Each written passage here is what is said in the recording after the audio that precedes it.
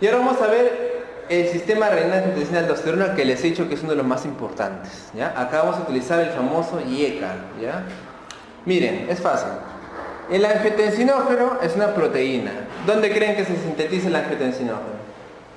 Bueno, en el fisio les han dicho también. ¿Dónde se sintetiza? En el hígado, como todas las proteínas. Acuérdense ustedes que el hígado es la fábrica, ¿no? El hígado es la fábrica de todo. Ahí se producen las lipoproteínas, las apolipoproteínas, la albúmina, todo se produce en el hígado, ¿ya? El hígado produce el angiotensinógeno, ¿ya? Luego tenemos la renina, que es una enzima que se va a producir en la zona yuxtaglomerular del riñón, por eso se llama renina, ¿ya? El riñón también produce algunas hormonas, ¿ya? No tantas, pero produce la renina. Y la renina lo que va a hacer es transformar el angiotensinógeno en angiotensina 1, ¿ya? El angiotensinógeno en angiotensina 1. Y luego viene la enzima convertidora de angiotensina,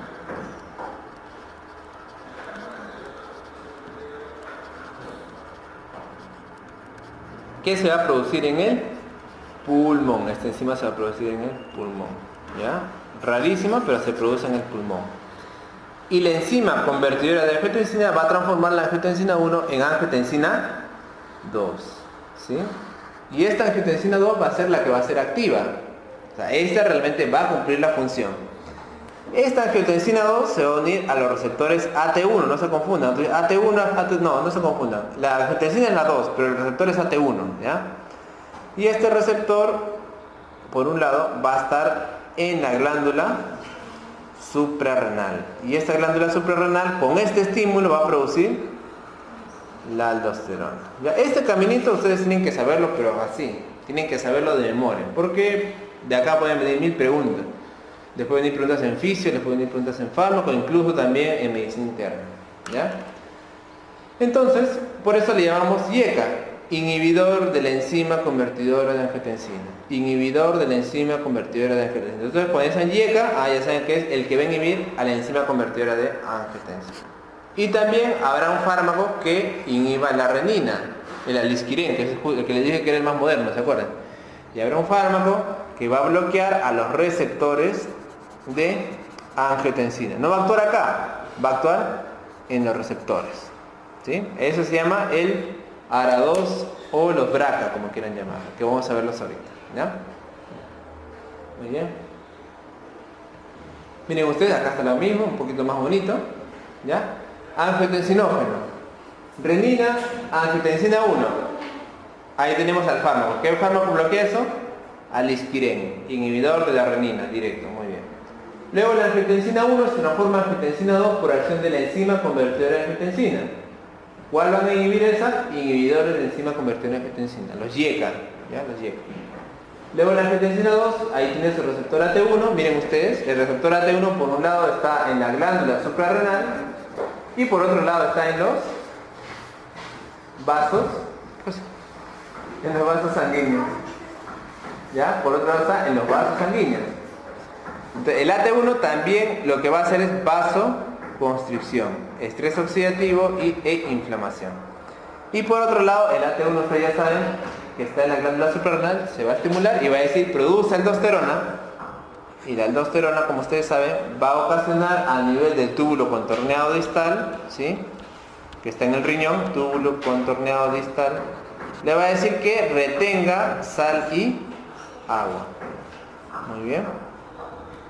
Y acá tenemos a los antagonistas de los receptores de aldosterona como los ejemplos de estos fármacos. ¿Ya? Entonces por eso se llama sistema renina, angiotensina, aldosterona, ¿no? Sistema renina, angiotensina, aldosterona. Todo esto de acá es una unidad, ya que ustedes lo van a ver muchas veces. Y ya saben que la aldosterona, al retener sal, que es el sodio, y al retener agua, va a aumentar el volumen.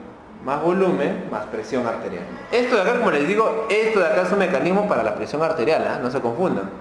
Todo esto de acá va a aumentar la presión arterial. Lo que va a hacer los IECA, lo que van a hacer todo esto es bloquear ese camino, ¿no? Te va a causar lo contrario, ¿ya? Este de acá, todo esto de acá son mecanismos para aumentar la presión arterial. Pero si yo bloqueo la YECA, si utilizo YECA, pues obviamente todo esto de acá no se va a dar, ¿ya? Muy bien. Acá tenemos la clasificación de los YECA desde un punto de vista farmacológico. Los que tienen el grupo sulfidrilo, acá tenemos sobre todo el captopril, ¿ya? El más importante. Captopril, alacepril, sofenopril. Con grupo carboxilo, enalapril, que es el que más usamos. Lisinopril, mayormente ustedes van a ver en las clínicas, ¿no? Particulares, no hay en el seguro ni en el MINSA, pero en las clínicas particulares les dan a sus pacientes, a veces ramipril también, ¿ya? Y con grupo fosfinilo, el fosinopril. ¿Sí? No, es un ARA2. El valsartán es este. Lo vamos a ver más adelante. Es un primo, pero va más abajo la vía de acción, ¿no? Acá tenemos, ¿no?, el captopril, la clase 2, que son prodrogas. Ok, acá tenemos enalapril, fosinopril, ramipril, ¿no? Las características más importantes del tiempo de vida media, si ustedes se dan cuenta, uno de los que menos dura es el captopril, ¿no? 4 a 6 horas. Por eso este de acá lo damos cada 8 horas, ¿no? Esto lo damos cada 8 horas. En cambio, mira, acá tenemos al enalapril, ¿cuánto me dura? ¿No? Tiempo de vida media de 6 a 11. Me puede durar hasta un día entero, obviamente, ¿eh? 6 a 11 horas, ¿no? El ramipril, 13 a 17 horas, ¿no? Es lo que les digo, esta es la farmacocinética, ¿no? ¿Ves? Por eso se van sintetizando nuevas pastillas y compuestos para mejorar su tiempo de vida media, para que sepa mejor, etcétera, ¿no? Para, digamos, que el paciente le sea más fácil tomar la pastilla, ¿no? Mucho más fácil es tomar una pastilla que tomar cada 8 o cada 12 horas, ¿ya? El captopril también por eso lo usamos a veces en las emergencias hipertensivas, porque actúa rápido y termina rápido. Entonces, si necesitas acción rápida, le das el captopril y ya, ¿no? Por ejemplo, cuando estás en el hospital le dices a la enfermera, captopril 25 miligramos y la presión me sube más de 160 con 110. O sea, un paciente que no es hipertenso o que no hace picos todo el día, yo le digo, le dejo su captopril condicional, ¿no? Una vez a ver si le da. Si le da presión alta, le das y listo, ¿sí? Pero si voy a dar un tratamiento de mantenimiento, ¿qué voy a usar? Enalapril probablemente, ¿no? Enalapril 10 miligramos una vez al día, enalapril 10 miligramos cada 12 horas, que es un tratamiento más largo, ¿ya? Eso es lo que usamos en el hospital. Muy bien, acá tenemos lo mismo, acá tenemos el captopril, las dosis ahí están. Inicialmente, la pastilla viene de 25, ¿no? Entonces le voy a dar un cuarto de tableta, miren ustedes, un cuarto de tableta cada 8 horas, esa es su dosis, ¿no? 3 veces al día. Hasta una máxima dosis de 50 miligramos cada 8 horas, ¿no? Tienen que ustedes conocer, por eso este cuadrito es muy importante. Muchas veces en el hospital dan nomás y no saben hasta cuándo se puede dar, ¿no? Acá dice captopril máximo, 2 tabletas cada 8 horas, es lo máximo. Si le sube la presión ya no le puedo dar malla. ¿Qué voy a hacer, doctor? Le voy a dar otro fármaco o combino con otro fármaco. En enalapril empiezo con 2.5 miligramos cada 2 horas, ¿ya? Empezamos un poco más a veces, 10 o 5, ¿ya? Máximo 10 a 20 miligramos cada 12 horas. Igual, tampoco le voy a dar 20 cada 8, no, máximo de 10 a 20 cada 12, ¿ya? Esos son los ARA2 que vamos a ver más adelante. Beneficios en el tratamiento cardíaco. O sea, está indicado los YECA para falla cardíaca, disfunción ventricular izquierda, evitar la remodelación cardíaca. ¿Se acuerdan que los beta bloqueadores también podían hacer eso? ¿Sí? Ya, pero acá los YECA son los que mejor lo hacen. Ya, evitan el remodelamiento cardíaco. De los beta bloqueadores, el único que hacía eso, ¿cuál era? El carvedilol, que era de tercera generación. Ya, los demás no lo hacen, ¿eh? O sea, no todos los beta bloqueadores lo hacen. En cambio los YECA sí. Todos los YECA evitan el remodelamiento cardíaco. ¿Qué más? Puedo usarlo en el estado postinfarto y también tiene un interés especial en lo que es la nefropatía diabética y proteinuria.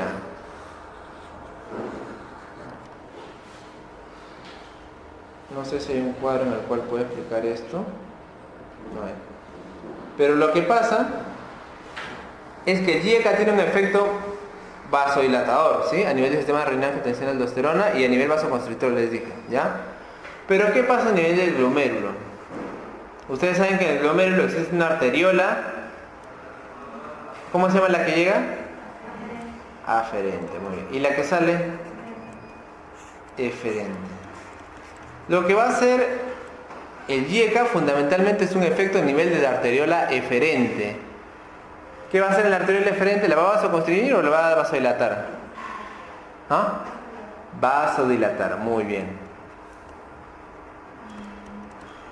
¿Qué va a pasar? Que en la diabetes existe la proteinuria, o sea, el glomérulo está dañado y por lo tanto las proteínas van a empezar a salir, ¿sí? Ustedes saben que las proteínas jamás deberían pasar a la orina, porque obviamente son proteínas, o sea, primero porque, o sea, por, digamos, ¿no? Por fisiología, por evolución, las proteínas tienen que hacer en el cuerpo, es la explicación, ¿no?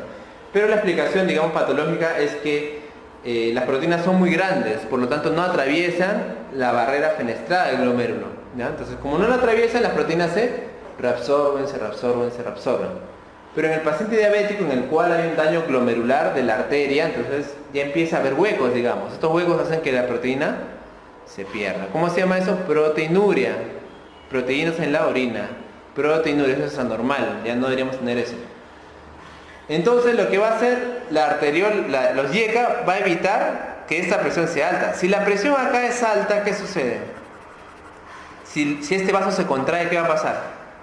La proteína que viene acá va a quedarse más tiempo en el glomérulo, por lo tanto va a aumentar la presión y más fácilmente se va a ir a la orina, ¿sí?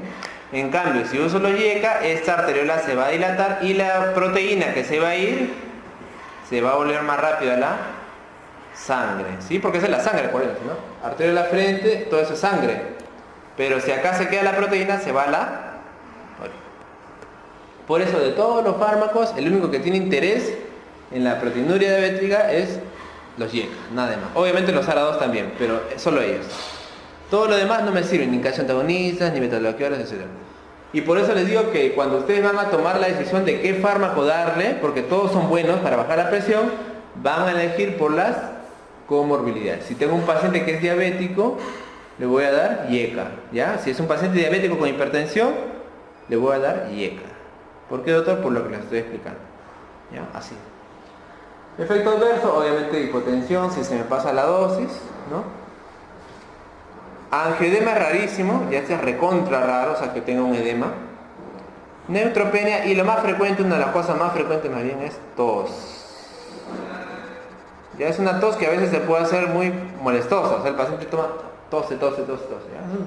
No se sabe por qué bien causa tos, es un efecto que no se ha explicado bien, pero los YECA causan a veces entre 5 a 10% de personas que toman, 5 o 10% de personas que toman les da tos, una tos que a veces puede ser todo el día y molestosa, ¿ya?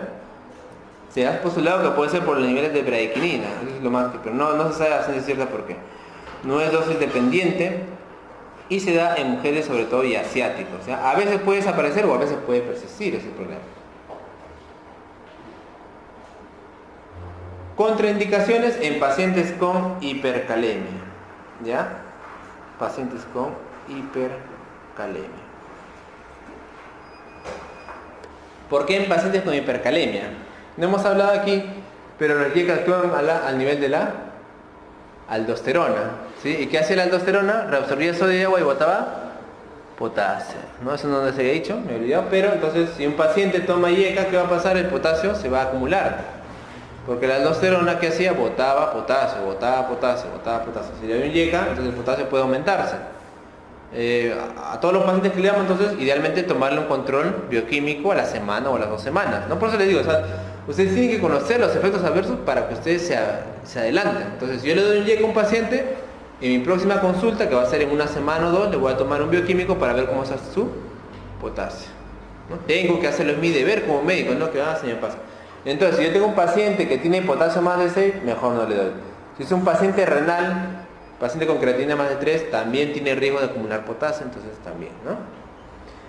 Y además también el paciente que tiene ya la creatinina muy elevada, el enalapril, el captopril son tóxicos. Son pacientes que es renal crónico, estos de acá le puede generar mayor enfermedad renal crónica. En estos generalmente no se le da. Ya cuando el paciente tiene una depuración de creatinina muy baja, ¿se acuerdan que les había hablado de la depuración? ¿Sí? Que vimos en la clase de farmacocinética. Paciente con depuración bajísima quiere decir que ya no elimina ya por el riñón orina, entonces esos pacientes hay que tener más cuidado, ¿ya?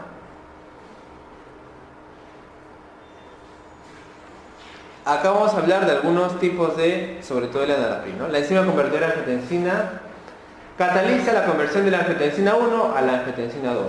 La inhibición de esta enzima produce un descenso de la angiotensina 2, obviamente provocando un aumento de la actividad de la renina y una disminución de la secreción de la aldosterona, que es el efecto que yo quiero tener. Reducción de la angiotensina 2 y por lo tanto reducción de los efectos de la aldosterona fundamentalmente, ¿no? Los efectos beneficiosos del enalapril y el enalaprilato en la hipertensión arterial se deben a la inhibición de la conversión de la angiotensina 1 a la angiotensina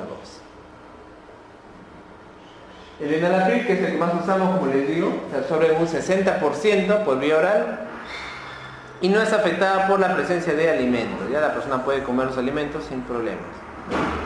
Una vez absorbido, se hidroliza un compuesto llamado enalaprilato, que es el metabolito activo. ¿Ya? Por ahí entonces les preguntan cuál es el metabolito activo del enalapril. Enalaprilato. ¿Ya? Y en Estados Unidos se vende el enalaprilato en ampollas, ¿eh? Para ponerlo en ampollas, pero acá sí no tenemos ampollas, ¿ya? Solamente pastillas. Muy bien.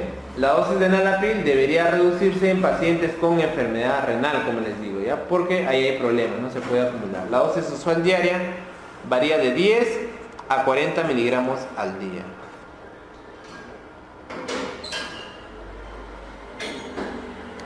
Metabolizado fundamentalmente en el hígado, donde es pasado a enalaprilato. Esto ocurre entre las primeras 4 horas.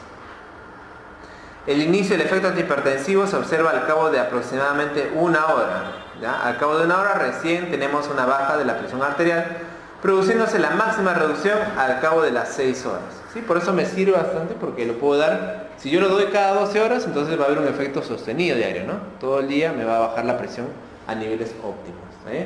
El tiempo de vida media aproximadamente dijimos que es de 11 horas. ¿Cuándo uso enalapril? Indicaciones: hipertensión arterial, dosis inicial de 5 y puedo aumentarlo hasta 20 miligramos. ¿No? Dijimos que máximo 20 cada 12. Tratamiento de insuficiencia cardíaca congestiva. Ya dijimos que, ¿cuál es el mayor uso de acá? Que el enalapril va a disminuir el remodelamiento cardíaco. Disminuye el remodelamiento cardíaco. ¿Sí? Infarto de miocardio y en pacientes con insuficiencia renal crónica, sobre todo en pacientes diabéticos, dijimos. En pacientes diabéticos disminuye y retrasa la nefropatía, ¿sí? Por disminuir la proteína. Ya, acá en general también igualmente. En el embarazo el enalapril no se debe utilizar, ¿ya? No se debe utilizar. ¿Ya? De preferencia contraindicados en el embarazo. Lactancia, enalapril y enalaprilato son injectados en la leche, pero no se ha demostrado realmente que sea teratogénico. ¿Ya? Pero en general tampoco se recomienda su uso durante la lactancia, ¿ya? Del enalapril. En la maternidad lo hemos usado alguna vez, pero mayormente lo usamos cuando ya la paciente se va a operar, o sea, ya le van a sacar el bebito. Y una vez que sale el bebé, bueno, ya se puede dar más o menos con relativa seguridad, ¿no? Reacciones adversas, hemos dicho que edema angioneurótico, es uno de los, el angioedema es una de las causas raras, pero puede dar, miren ustedes, acá tenemos ejemplos, ¿no? Hinchazón de los globos oculares, edema de labio, ¿no? También puede haber casos de neutropenia y granulocitosis, que son recontra raros. Ya les he dicho que también puede dar hipercalemia, elevación de potasio, y sobre todo lo más frecuente es la tos, ¿ya? La presencia de tos.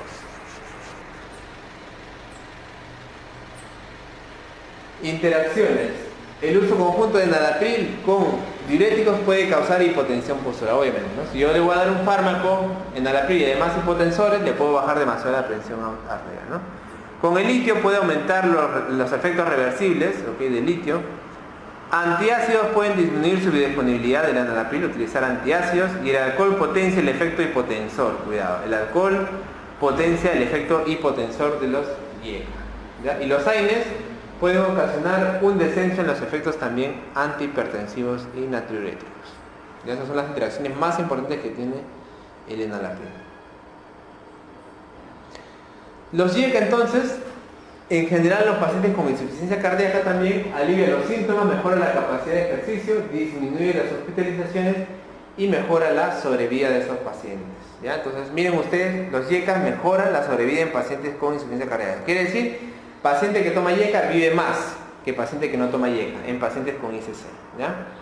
Paciente con ICC y fracción de eyección menos de 40, a todos hay que darle, es un tratamiento de primera línea. Contraindicaciones, si el paciente ya presentó angioedema, si presentó angioedema al uso de los YECA.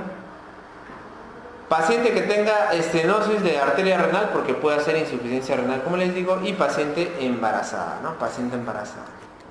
Contraindicado. Muy bien. Si nosotros tenemos, hay que tener cuidado si el paciente me hace hipercalemia, como les digo, si tiene disfunción renal importante, acá está la tasa de filtración menos de 30. Puede haber interacciones con suplementos de potasio, como les digo, o diuréticos ahorradores de potasio, ¿no? Hay diuréticos como la espironolactona que me ahorran potasio. Entonces, si yo utilizo eso, más lo YECA, el potasio se va a ir a la nube, ¿no? Por eso hay que tener mucho cuidado, ¿sí? Ya dije que hay que evaluar la función renal, ¿no? Hay que hacer controles de electrolitos, idealmente empezar con una dosis baja, y podemos ir doblándola más o menos cada 2 a 3 semanas. ¿Ya? Y controlar, como les digo, pues la bioquímica, ¿no? Creatinina, potasio, cómo va viendo. Muy bien. Ya, los ARA2, como habíamos visto en este cuadrito, ¿no? Su mecanismo de acción va a ser a nivel de los receptores. ¿Ya? A nivel de los receptores AT1. Entonces los ARA2 van a bloquear los receptores AT1 de la angiotensina 2. ¿Ya? Entonces no va a evitar la síntesis de angiotensina 2 como lo YECA, pero también el efecto va a ser al final el mismo. ¿Ya? Porque al final lo que van a hacer es disminuir la acción de la angiotensina y disminuir la formación de aldosterona. O sea, los efectos van a ser los mismos y los efectos adversos también van a ser casi iguales. Ya, casi iguales.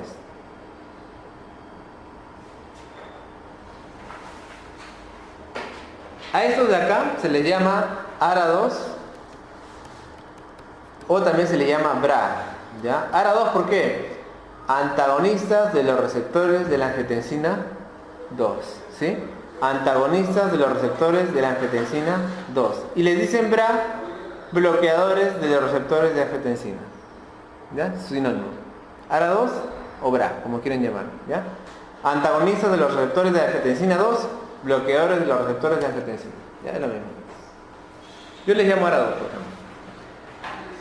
Acá dicen BRA, ¿no? Ya, entonces los YECA. Los YECA me van a inhibir de manera indirecta los receptores AT1, obviamente porque van a disminuir la síntesis de angiotensina, ¿no? En cambio los bloqueadores, los BRA, van a inhibir de manera directa los receptores.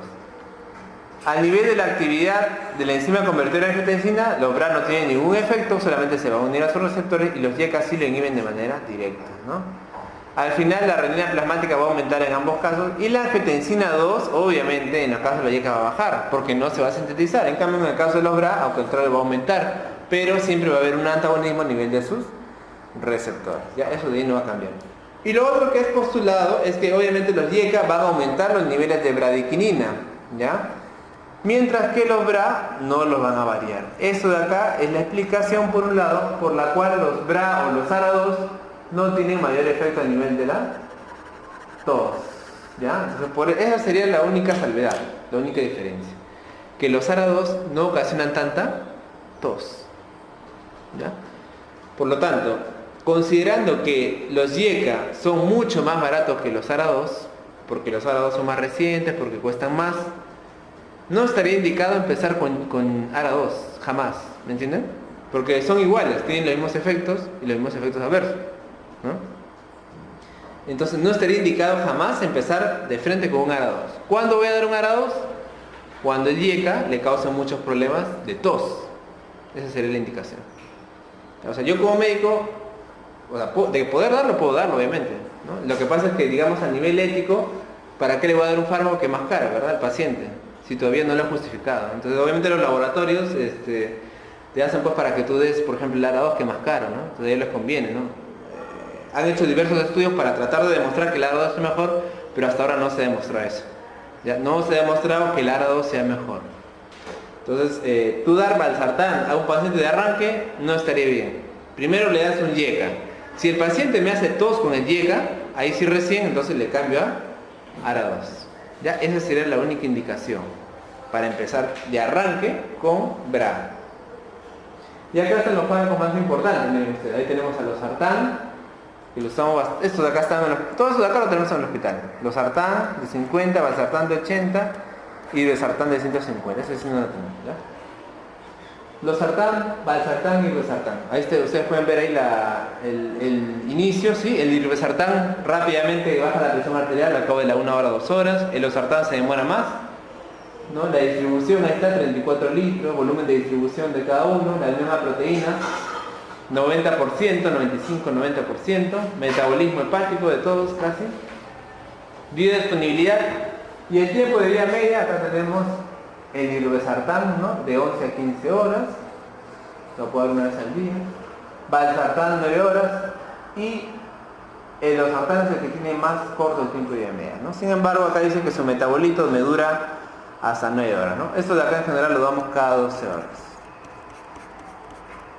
¿Ya? Entonces esa es la manera de darles a los pacientes los famosos ARA-2, ¿no? Y acá está también abajo lo mismo.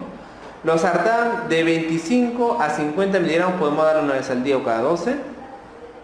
Máximo de 50 a 150 miligramos al día.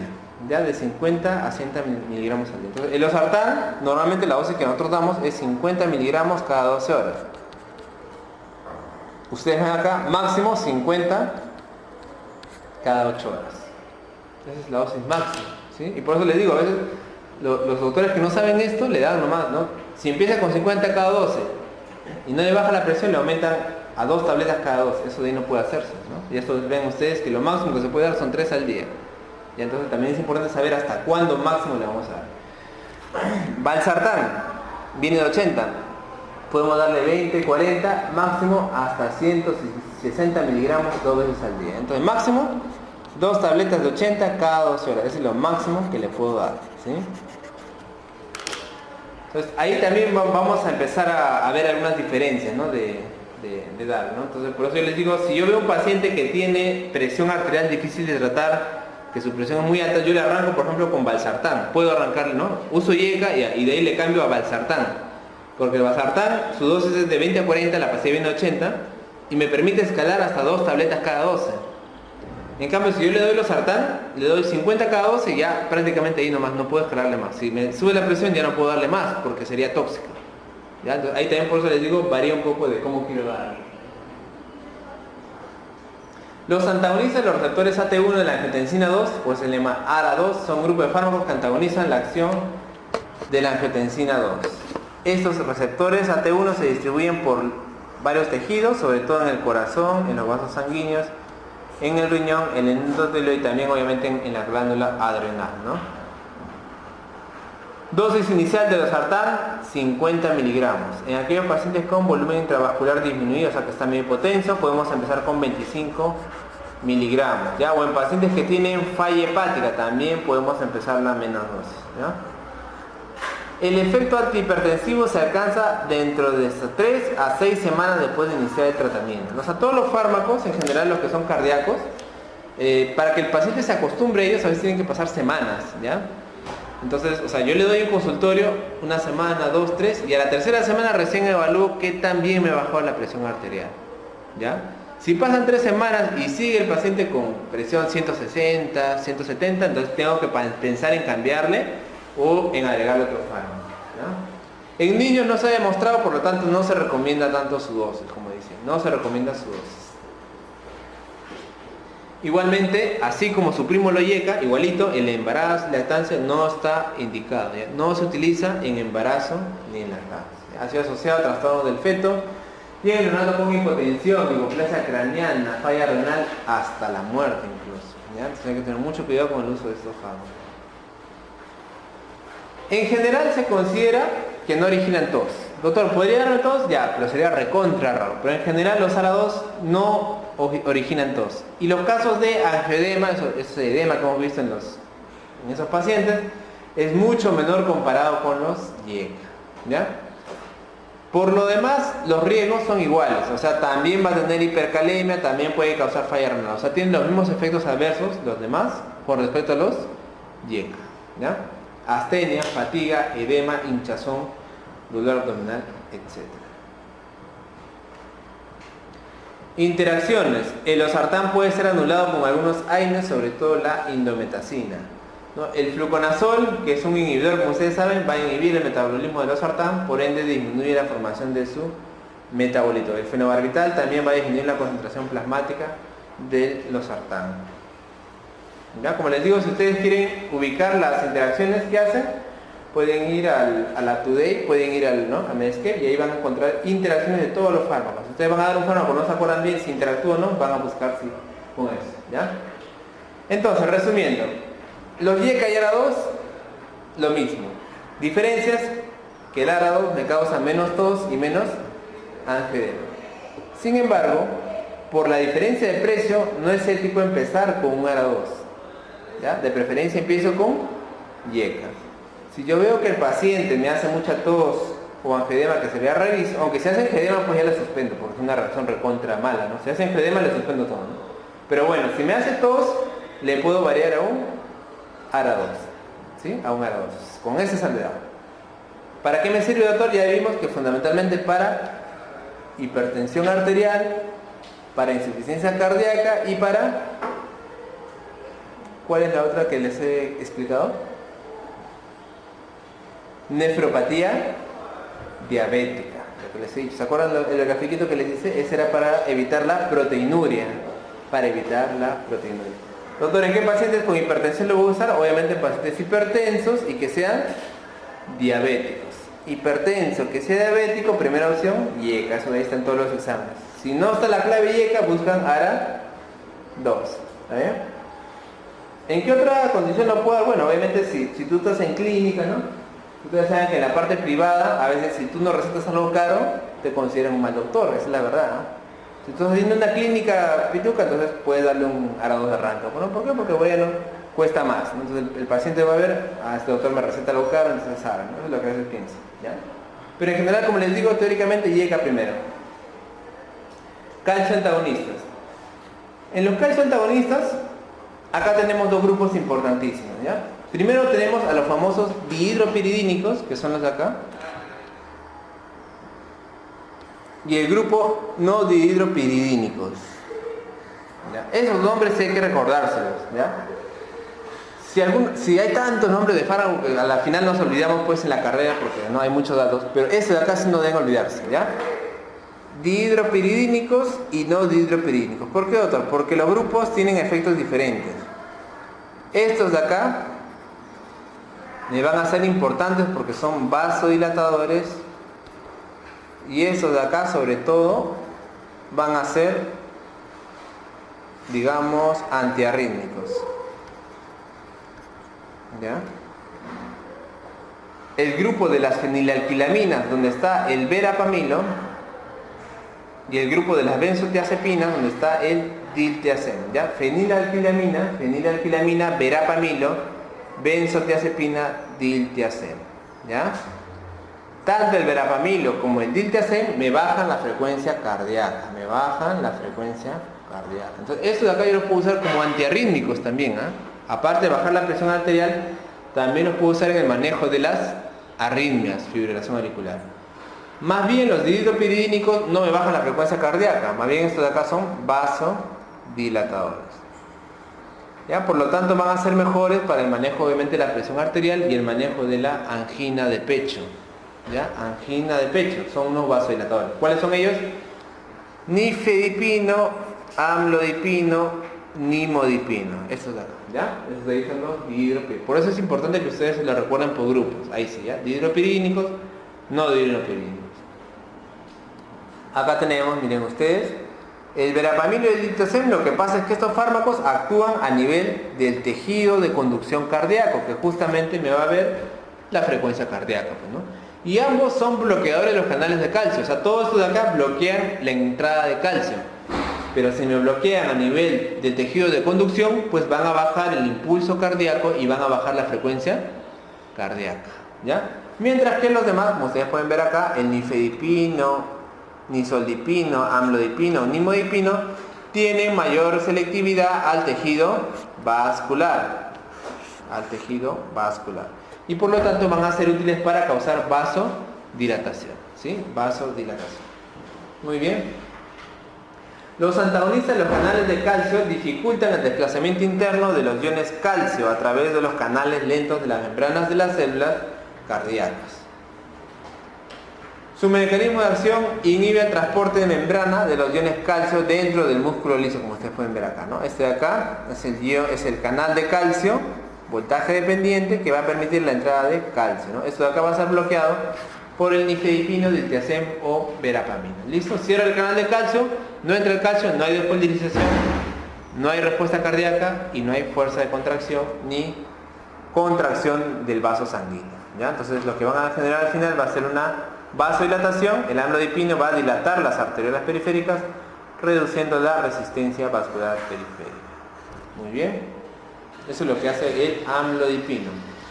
El amlodipino, que es uno de los más utilizados, se absorbe bien alcanzando concentraciones máximas al cabo de 6 a 12 horas. Su absorción no se modifica con la ingesta de alimentos y se puede dar una vez al día, ¿ya? Una vez al día de amlodipino. Metabolismo fundamentalmente hepático y se elimina por la orina, ¿ya? Acá está el amlodipino. Las características farmacocinéticas: 65-90% de biodisponibilidad, puede iniciar su acción al cabo de 1 a 2 horas, y un pico máximo de 6 a 12 horas y puede durar hasta un día entero, ¿no? 35 a 50 horas. ¿Para qué me sirve el amlodipino, nifedipino, etcétera? Tratamiento de la presión arterial, ¿ya? El amlodipino viene de 10 miligramos, puede empezar con 5 miligramos al día, una dosis máxima de 10 miligramos al día. En pacientes que sufren de falla hepática, le bajo la dosis a la mitad, ¿ya? Le bajo la dosis a la mitad. En ancianos puedo empezar con la mitad de la dosis, 2.5 miligramos, y en niños no se sabe aún qué efectos puede tener, ¿no? Entonces, tratamiento de la presión arterial. Por otro lado, también tratamiento de la angina estable, ¿ya? Como les digo, acá utilizo, ¿por qué lo utilizo en angina? Por su efecto vasodilatador. ¿Sí? Acuérdense ustedes que la angina era una enfermedad en la cual dolía el pecho por vasoespasmo. Entonces utilizo ahí un vasodilatador, ¿ya? Nifedipino, amlodipino, etc. Y tratamiento de la insuficiencia cardíaca, ¿ya? Aunque en general los calcio antagonistas no han demostrado beneficios en la insuficiencia cardíaca, ¿ya? Muy bien. Embarazo y lactancia, el amlodipino está dentro de la categoría C. ¿Qué quiere decir?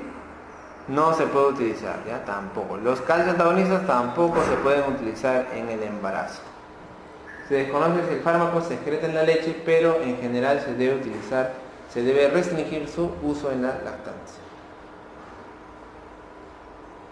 ¿Ya? ¿Qué más? Los calcio antagonistas son indicados también fundamentalmente en pacientes de raza negra, ¿ya? O sea, cuando les hablaba, ¿se acuerdan de las comorbilidades? Paciente con hipertensión que tiene raza negra se ha visto que responde mejor a calcio antagonista, ¿ya? O sea, a esos pacientes no le va bien los IECA, por ejemplo. ¿Por qué? Por características quizás de la raza, quizás genéticas. Eso está recontra demostrado y ustedes pueden ver cualquier guía, eso así, ¿ya? Entonces, paciente de raza negra, IECA no darle, ni a la 2. No le va a bajar bien la presión, ¿ya? Ahí utilizo calcio antagonista. Paciente que tiene enfermedad renal crónica, paciente que se dializa, tampoco, ahí prefiero más bien calcio antagonista. Paciente que se dializa, que está mal del riñón, no le voy a dar IECAS, ahí prefiero calcio antagonista, ¿ya? Entonces nosotros tenemos varios pacientes que se dializan, a esos pacientes le damos generalmente nifedipino, ¿ya? Nifedipino de 30 miligramos cada 12 horas, a ese tipo de pacientes, ¿ya? Reacciones adversas, obviamente si yo le doy un vasodilatador, como son los dihidropiridínicos, le puede ocasionar rubor, ¿sí? Se pone rojo por vasodilatación. ¿Qué más da la vasodilatación? Dolor de cabeza por dilatación de los vasos sanguíneos. Puede dar mareos, edemas, náuseas o taquicardias, ¿no? Si doy en cambio diltiazem, puedo causar náuseas, cefalea, y verapamilo está ligado más que todo a estreñimiento, mareo o cefalea, ¿ya? Entonces con los dihidropiridínicos puedo ocasionar rubor. Los dolores de cabeza y el edema son los dos efectos secundarios más frecuentes, cefalea y edema, ¿ya? Entonces los pacientes que tienen calcio antagonista hacen a veces hinchazón del tobillo, sobre todo, ¿ya? Se llama edema maleolar. También puede aparecer debilidad, mareos, sofocos y palpitaciones, ¿ya?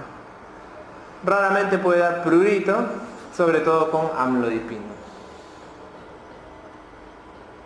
Interacciones medicamentosas, los antagonistas del calcio pueden inhibir el metabolismo dependiente del citocromo P450, por ejemplo de la ciclosporina, ¿no? Que es un inmunosupresor. Los fármacos que son inductores, ¿se acuerdan ustedes? Rifampicina, carbamazepina, fenobarbital, fenitoína, pueden inducir el metabolismo de los antagonistas del calcio, reduciendo su biodisponibilidad, ¿ya? Entonces, estos fármacos pueden disminuir su eficacia, ¿ya? Los inductores del CYP450. Contraindicaciones, paciente que tiene severa bradicardia o fallo cardíaco, hay que tener cuidado, de preferencia no usarlo con beta bloqueadores, ¿ya? De preferencia. En insuficiencia hepática hay que tener mucho cuidado, les he dicho que puede reducirse la dosis a la mitad, y la amlodipina está relativamente contraindicada en pacientes con estenosis aórtica avanzada, ya que puede empeorar el gradiente de presión anormal asociado a esta condición. Paciente con estenosis aórtica avanzada está relativamente contraindicado, ¿sí? Anteriormente se utilizaba un cuadrito. Vamos a ver si llegamos acá rápidamente.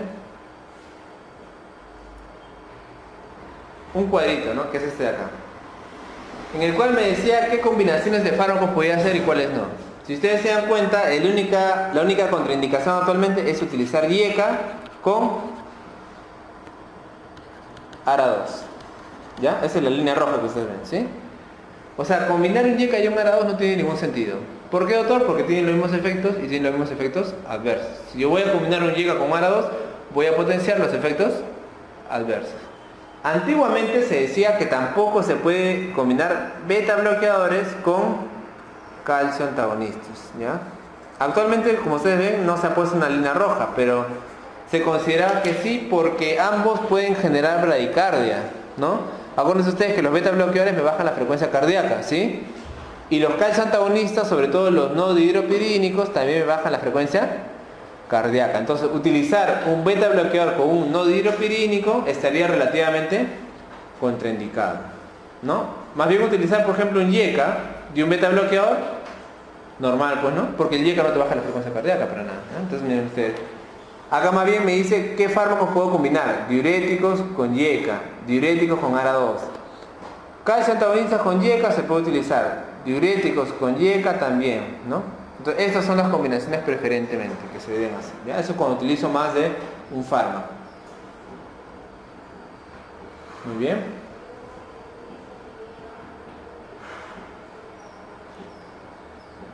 Ya, y vamos a terminar hablando de los diuréticos, ¿ya? Que son muy importantes. Y acá tengo que mencionarles necesariamente la insuficiencia cardíaca, ¿ya?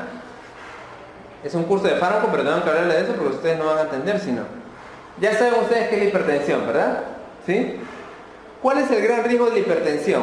¿Por qué me interesa tanto controlar la presión de un paciente? Porque la hipertensión puede llevar a distintas patologías. Puede dar un infarto del corazón, puede dar una migraña severa y también me puede dar un accidente cerebrovascular, un infarto al cerebro o una hemorragia al cerebro. Eso de ahí me puede causar la hipertensión, ¿sí?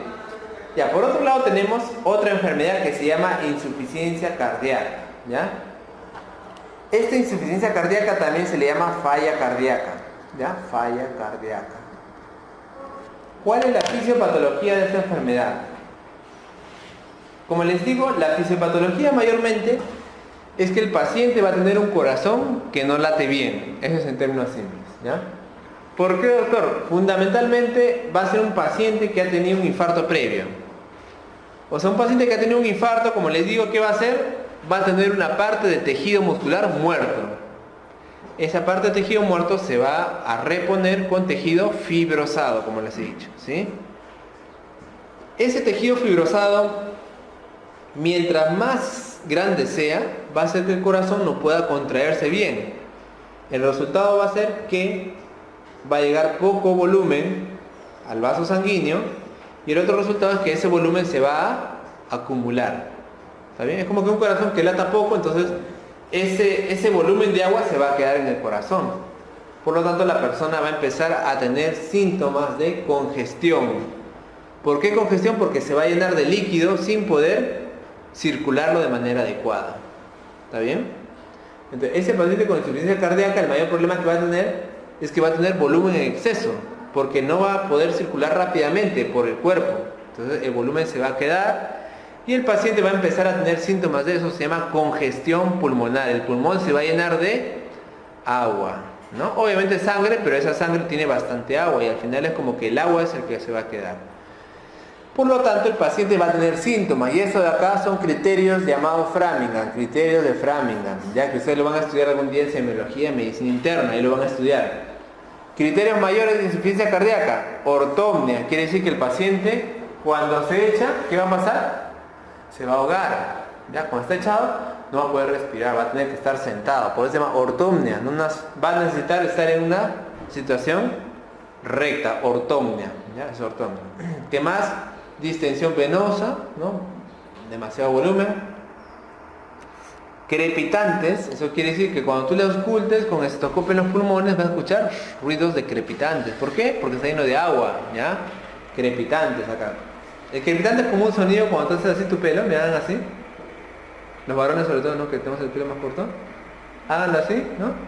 Ese sonido igualito tú lo vas a escuchar en los pulmones cuando auscultes con estetoscopio, ¿no? Cada vez que el paciente insufla. Crepitantes. El corazón va a estar grande. ¿Por qué? Porque el corazón al no poder responder va a hipertrofiarse. El mismo corazón es un círculo vicioso. Como no va a poder botar el volumen adecuado, va a hipertrofiarse y ese corazón se va a volver más grande, ¿no? Entonces hay insuficiencia cardíaca. Edema agudo de pulmón, que es cuando el pulmón ya se llena demasiado de agua, ¿no? Y los criterios menores, edema, tos en las noches. El paciente se va a cansar, obviamente. Como tiene líquido y el corazón no puede bombear adecuadamente, el paciente camina 2 cuadras y va a estar agitado. Eso de ahí es insuficiencia cardíaca, ¿ya? Muy bien. Entonces, para el diagnóstico requerimos síntomas típicos de insuficiencia cardíaca, ya les he hablado cuáles son. Signos típicos de insuficiencia cardíaca, también ya les he hablado cuáles son. Y de preferencia, fracción de eyección ventrículo izquierdo baja, ¿ya?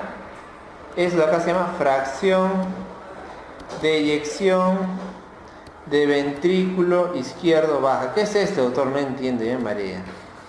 Ya, simplemente eso de acá me va a indicar el porcentaje de volumen que va a salir por el ventrículo. Si tengo 100%, lo ideal sería que el ventrículo expulse el 100%, cosa que nunca pasa ni siquiera en nosotros, ¿ya? Pero cuando el paciente ya tiene una insuficiencia cardíaca tan avanzada, ¿qué va a pasar? El corazón va a botar cada vez una fracción más baja, ¿sí? Poquito va a salir, poquito. Entonces, la fracción de eyección normal es 60%. Si el paciente tiene menos de 60%, quiere decir que ya tiene insuficiencia cardíaca, ¿no? Y obviamente va a haber pacientes que tengan fracción de eyección hasta 40%, ¿no? Quiere decir que el corazón funciona mucho menos. Doctor, ¿cómo mido esto? Fácil, solamente le haces una ecografía. Eso se llama ecocardiograma, ¿ya? Los cardiólogos le hacen una ecografía y ahí fácilmente van a sacar cuánto volumen de eyección tienen, ¿sí? En conclusión, si la fracción de eyección es menos de 60, paciente tiene un corazón con insuficiencia cardíaca. ¿Ya? Esa simplemente es la conclusión. ¿Listo? Doctor, según cómo el paciente esté mal, yo lo puedo clasificar. Había una escala para saber qué tan mal está el paciente. Si el paciente ni siquiera puede parar, o sea, tiene que estar en reposo y aún así en reposo está cansado, esa es una clase 4, esa está recontra mal el paciente. Ah, ya. Si el paciente tiene una marcada limitación a la actividad física, o sea, en reposo está bien, pero cuando se para, cuando hace sus cosas, cuando se lava la mano nomás, ya se agita. Clase 3. Doctor, si el paciente está bien, pero se agita cuando ya hace actividad pues ya más o menos fuerte, ¿no? Ah, ya, o sea, cuando camina bastante, ¿no? Cuando hace demasiado esfuerzo, ahí recién se cansa. Ah, ya, esa es clase 2. Y si el paciente no tiene ninguna limitación, o sea, normal hace sus cosas sin agitarse, clase 1. ¿Está bien? Obviamente, según cómo va el paciente, yo lo voy a clasificar. Si es un paciente que se cansa de todo, clase 4. Si es un paciente que va bien, clase 1. Pregunta, si un paciente está en clase 4, ¿lo puede llevar a clase 1? Con el tratamiento se supone que sí. O sea, el tratamiento justamente es para mejorarle su rendimiento al paciente, ¿ya? Y el tratamiento de la insuficiencia cardíaca fundamentalmente es con IECA, beta bloqueador, todo lo que hemos hablado antes. Solo que ahora vamos a hablar de los diuréticos, para que sepan, ¿ya? Pregunta, ¿cuáles mejoran la sobrevida del paciente? Esta es una pregunta que viene cada rato en los exámenes. Y les apuesto que si ustedes llevan fármaco les va a venir esta pregunta. ¿Qué fármacos mejoran la sobrevida? ¿Qué quiere decir? Que si yo les doy, van a vivir más tiempo. Está demostrado científicamente. IECA, ARA2, beta bloqueadores y antagonistas de la aldosterona. ¿Ya? Estos 4. Los beta bloqueadores, los IECA, los ARA2 y los antagonistas de la aldosterona. Los demás fármacos, los calcio antagonistas, los diuréticos, no han demostrado mejorar la sobrevida. Le ayuda en sus síntomas, el paciente se siente mejor, ya no se cansa tanto, sí, pero no me ayuda en la sobrevida. Por eso es tan importante que estos pacientes de todas maneras tomen IECA y de todas maneras tomen beta bloqueadores. Por eso les digo, ¿no? O sea, por eso estos pacientes, si el beta bloqueador le causa hipotensión, ¿qué hago? Le bajo la dosis. O sea, tengo que llegar de todas maneras a una dosis adecuada. De todas maneras tengo que darle estos fármacos, ¿ya? ¿Por qué? Porque los de acá han demostrado mejorar la sobrevida. Recomendaciones, recomendamos un IECA y un beta bloqueador, ¿sí? De todas maneras, IECA y beta bloqueador. Para los pacientes que tienen síntomas persistentes y una fracción muy baja, miren ustedes, una fracción ya menos del 35%, o sea, recontra mal, de todas maneras se recomienda darle un antagonista de la aldosterona. ¿Ya? Ese es antagonista receptor de mineralocorticoides o antagonista de la aldosterona. Muy bien, estas acá son las dosis que hemos hablado, están todo lo que tenemos que darle, IECA, beta bloqueadores, etc. ¿Sí?